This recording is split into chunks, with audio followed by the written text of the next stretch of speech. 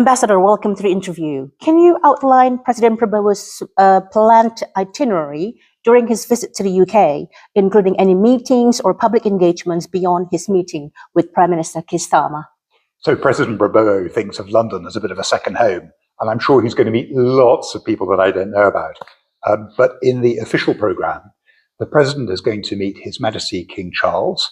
He's also going to go to a really exciting meeting with Vice-Chancellors from the UK's top universities, the Russell Group, to be discussing the potential for opening a Russell Group campus in Indonesia.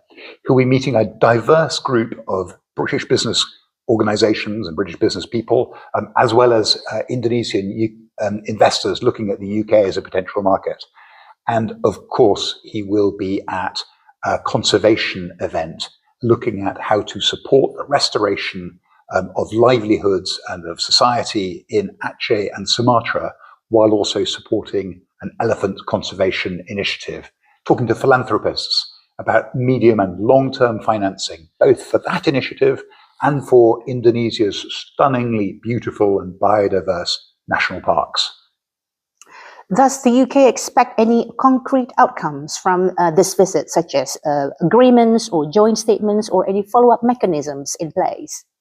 When President Prabowo and Prime Minister Starmer last met in London, they committed to launch a strategic partnership between our two countries to bind us closely together. And that is the key document, that is the key initiative that we will be launching this time round. And it's in 4 parts. That is defence and security, economic growth, which was a priority for both leaders, people and society, and climate, energy and nature. Now, Ambassador, I'm going to turn slightly to Prime Minister. So the Prime Minister is expected to travel to the World Economic Forum in Davos shortly after the meeting. Are there any specific themes or priorities from the SP between the UK and Indonesia that may be featured in Davos? Well, the strategic partnership covers the most important areas of the relationship between Indonesia and the United Kingdom, with growth as probably the most important there. And I am absolutely certain that the Prime Minister will be focusing on discussing opportunities for growth, as well as looking at, in this challenging geopolitical environment at the moment, how the United Kingdom can work together with Indonesia and with other global partners to support a more peaceful and more stable world that is good for us all. So there are 4 pillars in the strategic partnerships, just particularly on climate and nature. Could you elaborate on how the UK support can for Indonesia on the green transition? Well, there are so many areas of collaboration on climate and nature, not least the President's engagement with His Majesty the King over support for elephant conservation and restoring livelihoods in Sumatra and Aceh. But we work across the whole area on sustainable finance and green transition. For example, we have Melaju, which is our sustainable infrastructure platform that brings both expertise, some sensational UK businesses, and also some financial support to help Indonesia to make some of the real commitment to sustainable transport, sustainable building, sustainable urban development, and that Indonesia really wants to do. And then just one final thought is on energy transition, which is an essential part of that green transition.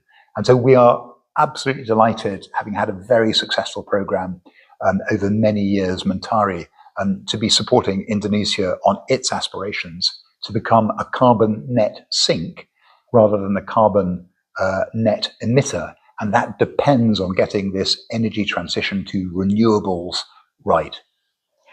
And how does the UK view Indonesia as a trade partner, especially for long-term goals of both countries? For our long-term prosperity, we view Indonesia as an absolutely essential partner. But right now, this is the world's 16th largest economy. The United Kingdom is the world's 6th largest economy. And you know what? Indonesia is the United Kingdom's 54th export market. That is just no reflection on the vibrancy of the UK economy and of all the potential that we have to do business together. And that's why we have a high-level business event with the President attending that. That's why and the President and the Prime Minister will also be launching an economic growth partnership between our two countries. We need each other economically for growth. Last question, Mr. Ambassador. Now that the President Prabowo had visited the UK twice as an official trip, do you have any information or any plans for the PM to visit Indonesia?